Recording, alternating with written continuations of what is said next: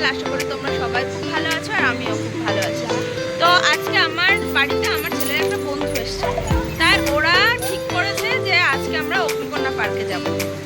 তো তোমাদের দাদাভাইকে বললাম যেতে, তা আসতে বলেছিলাম, তো আসেনি। তো আমি আর তমা নিয়ে এসেছি ওদেরকে। তো চলো, এখন পার্কের মধ্যে আমরা ঢুকেই এসেছি। এখন পাখিরালয় মানে পাখি আছে এর মধ্যে, সেটাতে ঢুকবো। চলো আগে ঢুকি। তো দেখো, পাখিরালয়ের মধ্যে ঢোকার আগেই বড় বড় এরকম মোটা শিকলগুলো রাখা ছিল। হয়তো পাখিগুলো যাতে বেরিয়ে না যেতে পারে সেই জন্যই এই শিকলগুলো রাখা ছিল। আমি বলতে পারবো না কেন শিকলগুলো রাখা, তবে মনে হলো পাখিগুলো যাতে বেরিয়ে যেতে না পারে।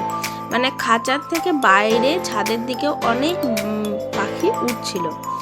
ওরা হয়তো বেরিয়ে এসেছে কোনো রকমভাবে। পায়রা ছিল, বদ্রি পাখি ছিল, লাভ বার্ড ছিল, টিয়া পাখি ছিল, এই ধরনের অনেক কিছু, অনেক রকম পাখি ছিল। এখানে যদিও খুব একটা বেশি পাখি ছিল না, তবুও ছিল কিছু কিছু পাখি ছিল। পাখি শেষ হতেই একটা ঝর্ণা, আর তার মধ্যে মহাদেব বসে আছে। এই জায়গাটা ভীষণ ভালো লাগছিল। প্রচুর বেগে জলটা আসছিল, তো যার জন্য বেশি ভালো লাগছিল।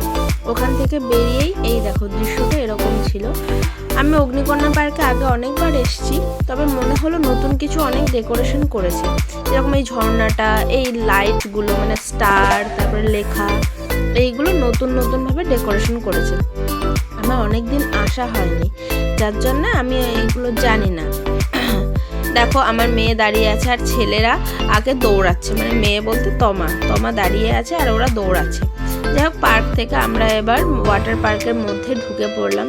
ওয়াটার পার্কটা মানে জল তো আছে, কিন্তু জলগুলো না ভীষণ অপরিষ্কার বলে আমার মনে হলো। আমি জানি না, কিন্তু নীল কালার জল, মানে নীল হয়ে গেছে এমন একটা, মানে মেডিসিন দিয়ে এরকম তৈরি করে ফেলেছে। যাই হোক, আমার ছেলেরা ভীষণ আনন্দ করছিল, খুব মজা করছিল।